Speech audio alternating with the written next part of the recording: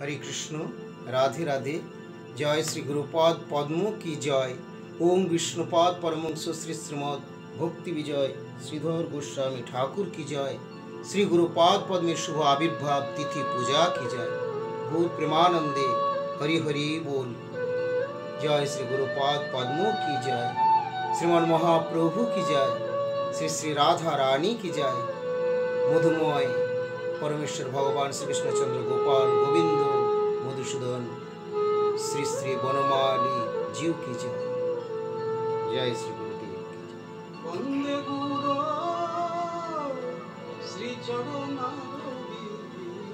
मदीय परम आराध्य श्री श्री गुरुपाद पद्मेर शुभ आविर्भाव तिथि उपलक्षे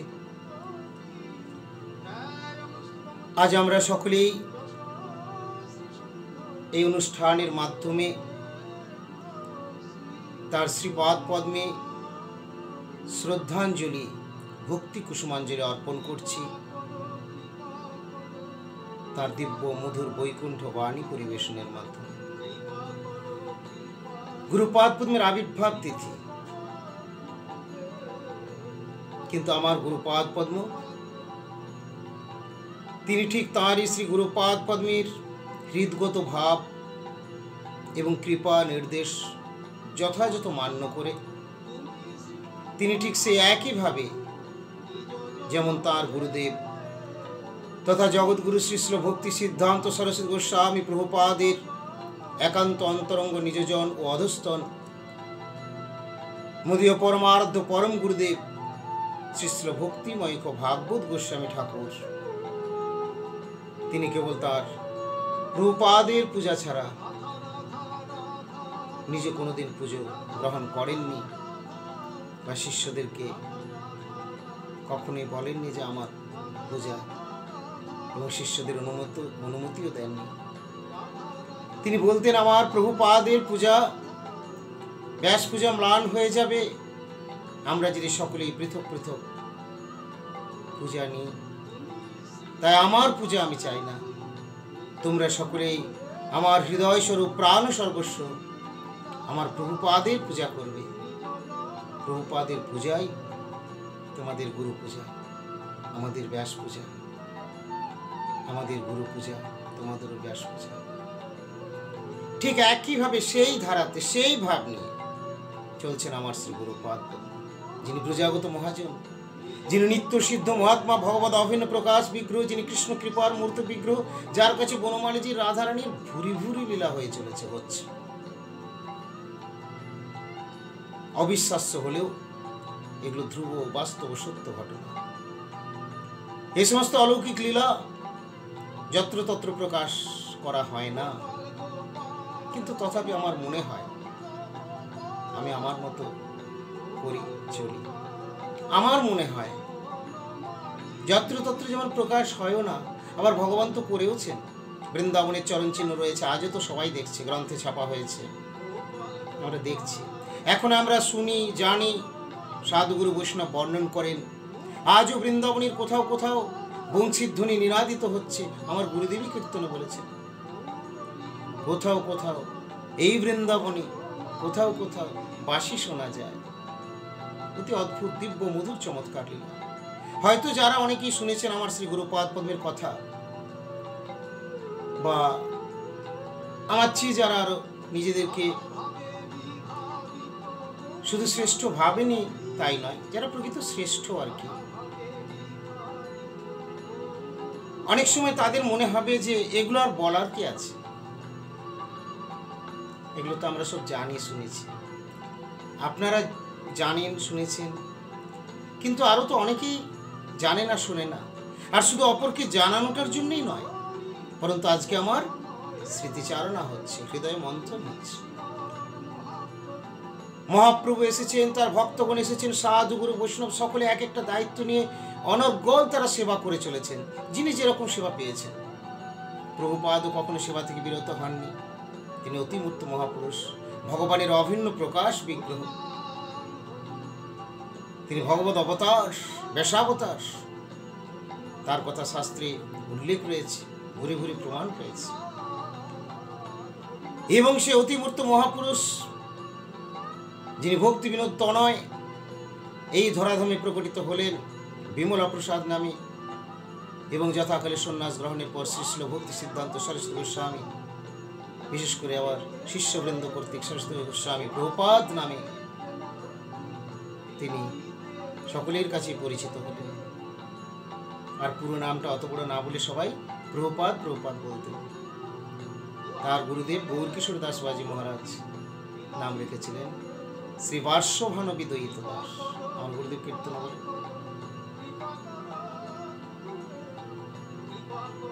শ্রী বার্ষভানবী দ্বৈত দাস, শ্রী ভক্তি সিদ্ধান্ত সরস্বতী গোস্বামী প্রভুপাদ, তারই নাম বিমলা প্রসাদ, বিমলা দেবীর প্রসাদে। রাধারানীর অত্যন্ত অন্তরঙ্গ নিজজন শ্রী প্রভুপাদ ভক্তি সিদ্ধান্ত সরস্বতী গোস্বামী প্রভুপাদ। তাঁরই অন্তরঙ্গ নিজজন এবং পরমপ্রেষ্ঠ হলেন আমার পরম গুরুদেব ভক্তিময় ভাগবত গোস্বামী ঠাকুর। তিনি কিরকম অন্তরঙ্গ ছিলেন না, বৃন্দাবনে যার পথে অর্থাৎ প্রভুপাদের অপ্রকটের পর যখন তার বিরহ ব্যথা আর এছাড়া তৎকালীন কিছু বিরুদ্ধ পরিবেশের সৃষ্টি হওয়ার ফলে তিনি শান্তিপ্রিয় ভজনপ্রিয় তিনি বৃন্দাবনের পথে যাত্রা শুরু করেছিলেন। অবশেষে সবই ভগবত ইচ্ছা জেনে তিনি প্রত্যাবর্তন করেছিলেন এই বীরভূম জেলা চিনপাই গ্রামে। এটি শুধু তার আবির্ভাবস্থলী বলেই তিনি এসেছেন ফিরেছেন মঠ করেছিলেন এরকমটা না। তিনি হচ্ছেন অভিন্ন নিত্যানন্দ বিগ্রহ। নিতাইয়ের আবির্ভাবে রাঢ় দেশে এই বীরভূমের মাটিতে এক চক্রায়, আর সেই ঠিক নিতাইয়ের আবির্ভাবের দিনেই তাঁরও আবির্ভাব। তিনি অভিন্ন নিত্যানন্দ জন, নিত্যানন্দের মাটিতে এসে তিনি প্রথমে এখানে সেখানে থেকে প্রচার করতে করতে অবশেষে মঠ করার পক্ষপাতে না থাকলেও পরে মঠ চিনপাই শ্রী ভাগবত আশ্রম প্রকাশিত হলো, দ্বিতীয় আবার পুরুলিয়ায় শ্রী গৌরাঙ্গ মঠ, তৃতীয় রায়পুর শ্রী গৌরাঙ্গ মঠ প্রভৃতি। আমরা এখন গুরুদেবের কথা কিছু শ্রবণ করবো, তাই সংক্ষেপে সে কথা আমি বললাম বা বলছি। তো এরপরে এই মঠ করে যে তিনি প্রভুপাদের উপরেই সবকিছু সমর্পণ করে এত বেশি প্রভুপাদ নিষ্ঠ ছিলেন যে তিনি চিন্তা করতেন শেষে যে এই সুন্দর মঠ আমি কার হাতে দায়িত্ব দিয়ে যাব। কারণ প্রভুজি অনেক সময় কথা প্রসঙ্গে বলতেন যে শুধু বেশ দেখলেই হয় না, বেশধারী তো রাবণও ছিল, কিন্তু হৃদয় দেবতার সঙ্গে যদি মিলই তার না থাকলো তাহলে সে কি আবার সেবাই করবে আর কি বা প্রচার করবে। তো যাই হোক, প্রভুপাদ ছিল তার প্রাণ সর্বস্ব। তাই তিনি আকুলভাবে যখন প্রভুপাদকে জানিয়েছিলেন, প্রভুপাদ বলেছিলেন, শিববিলাস প্রভু আপনার চিন্তার কিছু নেই, শীঘ্রের মধ্যে আমার এখান থেকে লোক যাবে। এবং সেই প্রভুপাদের পাঠানো জন প্রভুপাদ প্রেষ্ঠ অভিন্ন প্রকাশ বিগ্রহ আমার পরমারাধ্য শ্রী গুরুপাদ আজকের এই তিথিতে এই ধরাধামে এই ভূতলে আবির্ভূত হয়েছিলেন একমাত্র জীব কল্যাণ বা মঙ্গলের জন্য। তিনি উদিত হলেন আমাদের কল্যাণের জন্য, আমাদের মঙ্গলের জন্য, আর অপরদিকে তার প্রভুর সুখবিধানের জন্য। তার প্রভুর আহ্বানে তিনি এসেছেন। যেমন অদ্বৈত আচার্য প্রভুর ডাকে বা হুঙ্কারে এলেন, মহাপ্রভুর অবতরণ ঘটল। মহাপ্রভু বলেন আমি ঘুমিয়েছিলাম, তিনি যোগনিদ্রায় ছিলেন। সেই মহাপ্রভুকে নিয়ে আসলেন কে? নাড়া। গুরুদেব বলেন নড়িয়ে নড়িয়ে ওঠো ওঠো ওঠো, এসো। কেন আসবো? কেন? কি জন্যে? আমার দ্বারা হচ্ছে না প্রভু, আমি আর পাচ্ছি না, তুমি এসো। মহাবিষ্ণুর অবতার অদ্বৈত আচার্য প্রভু নাড়ার হুঙ্কারে প্রভুর হইল আবির্ভাব। নাড়ার হুঙ্কারে নড়িয়ে নড়িয়ে নিয়ে এসছে। ভক্তের আহ্বানে ভগবানের আবির্ভাব হয়, ভক্তের প্রার্থনায় ভগবানের আবির্ভাব হয়, ভক্তের প্রার্থনায় ভগবান সাড়া দেন। এই হলো ভক্ত ভগবান, এই হচ্ছে তাদের লীলা। আমার পরম গুরুদেব বৈকুণ্ঠের জন, তিনিও নিত্য সিদ্ধ মহাত্মা ভগবত অভিন্ন প্রকাশ বিগ্রহ, প্রভুপাদের অত্যন্ত অন্তরঙ্গ নিজ জন। লাভ পূজা প্রতিষ্ঠার কোন লেশ মাত্র তার তো ছিলই না। গুরু নাম অনিষ্ঠার অত্যজ্জ্বল আদর্শ তিনি।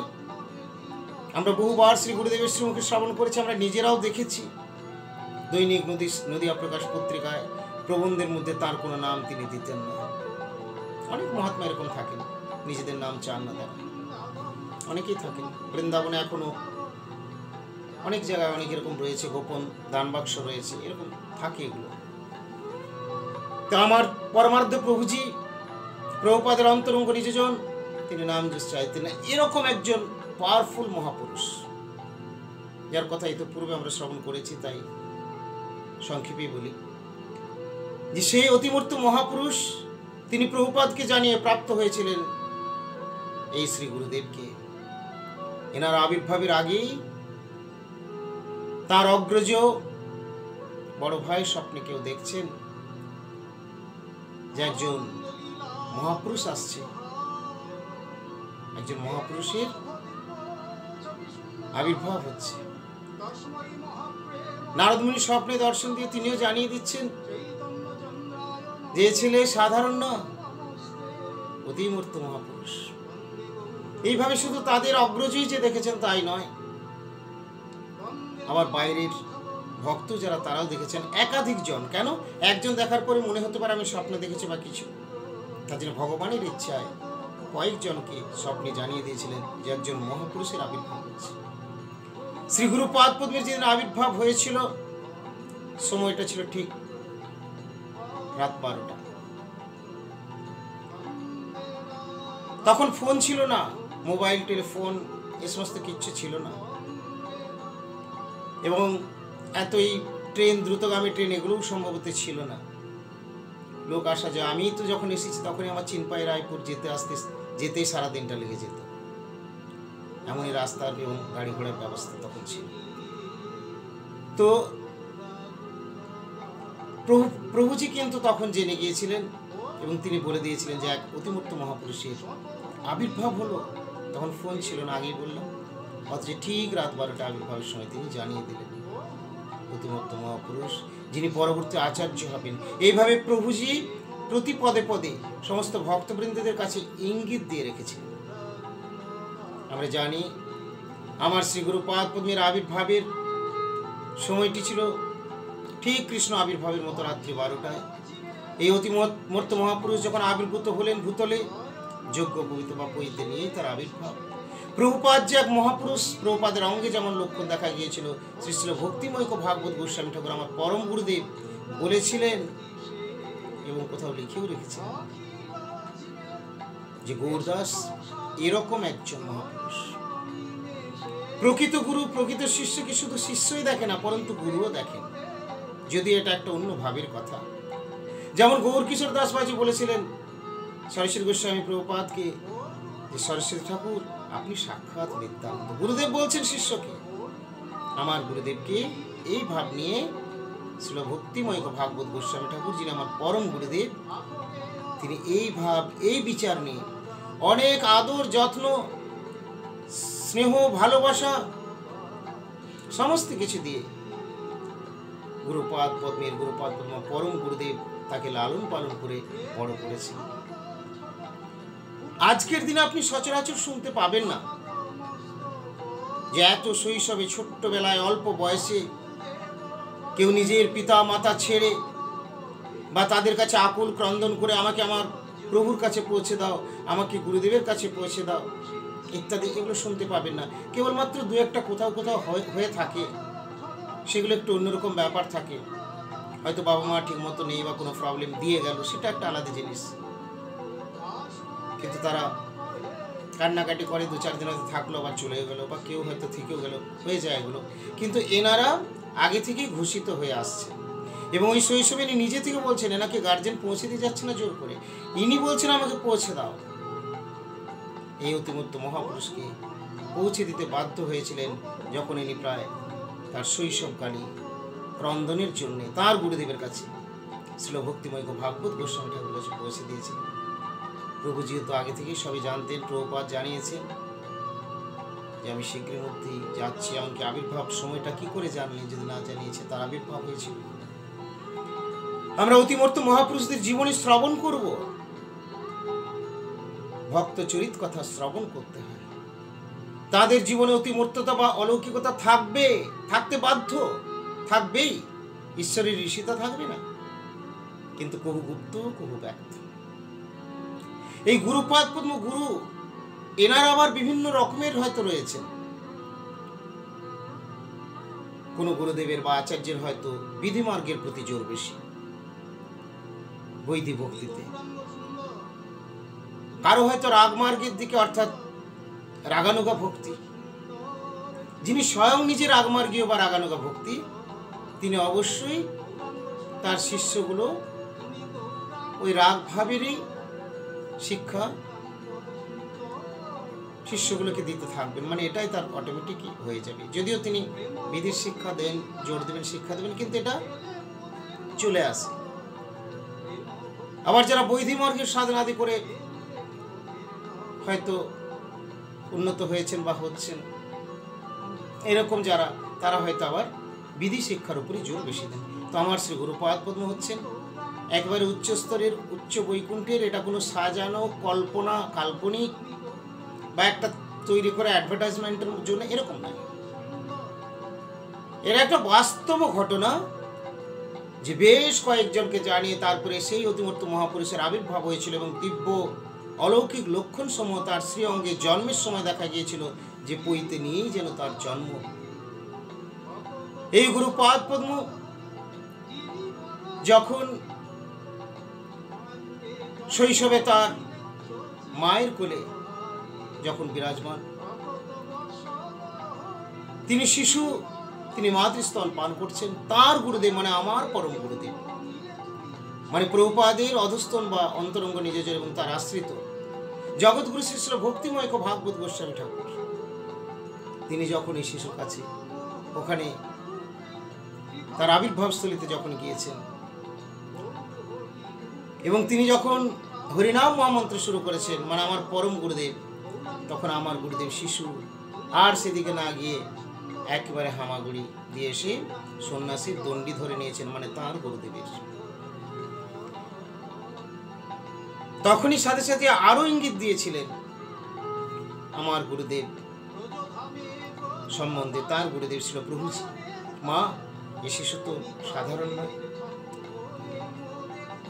এ শিশু তো ঘরে থাকবে না। যদিও ইতিপূর্বে স্বপ্নে এই সমস্ত ঘটনা জানাজানি হয়ে গিয়েছে, তাও এরকম ঘটনার পর পরমারাধ্য প্রভুজি আবার পুনরায় একটু ইঙ্গিত দিয়ে সতর্ক করলেন, মানে মন শক্ত করে বাঁধো, কেননা ছেলে থাকবে না। তখন শিশু, তখন তো স্তনপান করছেন, হামাগুড়ি দিচ্ছেন। তো অনেক অলৌকিক লীলা। যখন আমার শ্রী গুরুপাদ পদ্ম তার মুখ দিয়ে যখন প্রথম কথা বেরোয়, তখন শব্দব্রহ্ম হরে কৃষ্ণ নাম উচ্চারিত। আমি যদি কথাটা বলতাম, আমার ভয় হতো, আমার সন্দেহ হতো, আমার সংশয় আসতো, আমার চিন্তা হতো। কিন্তু এই কথা আমার নয়, এই কথা জগৎগুরু শ্রী শ্রী ভক্তি সিদ্ধান্ত সরস্বতী গোস্বামী প্রভুপাদের অন্তরঙ্গ নিজেজন। তৎকালীন যিনি মায়াপুরে দৈনিক নদিয়া প্রকাশ পত্রিকার সম্পাদক ছিলেন, সুবিলাস দাসাধিকারী, পরবর্তী দিনে যিনি সন্ন্যাস গ্রহণ করে শ্রী শ্রী ভক্তিময় ভাগবত মহারাজ রূপে পরিচিত এবং আমাদের কাছে শ্রী শ্রী ভক্তিময় ভাগবত গোস্বামী ঠাকুর রূপে সেবিত, সেই আমার পরম গুরুদেব, তিনি লিখে রেখেছেন। তিনি বলেছেন, আমি আমার প্রভুপাদের মধ্যে যে সমস্ত জিনিস জেনেছি, অনেক জিনিস সেরকম আমার গৌরদাসের আবির্ভাবও জানা গিয়েছে, পরিলক্ষিত হয়েছে। এই গৌরদাস একজন অসাধারণ অতিমূর্ত মহাপুরুষ। প্রভুজি দর্শন দিতে আসলেন, উনি যেন তখনই চলে আসতে চান, এরকম ভাব। ওই শিশু যাই হোক, পরে পরে ক্রমে ক্রমে একটু একটু করে বড় হয়, অতি অল্প বয়সে, প্রায় 5-6 এরকম। যাই হোক, তিনি এমনই ক্রন্দন শুরু করলেন, এমনই জেদ ধরলেন যে আর তাকে বাড়িতে রাখা যাবে না। একটু বড় হয়েছে চিন্তা করে অভিভাবকগণ তারা প্রভুজিকে জানিয়ে সম্মতি নিয়ে সেই বালককে নিয়ে আসলেন এই বীরভূমের চিনপাই শ্রী ভাগবত আশ্রমে। এবং সেখানে থেকেই তখন তাদের স্থির হলো তার উপনয়ন হোক।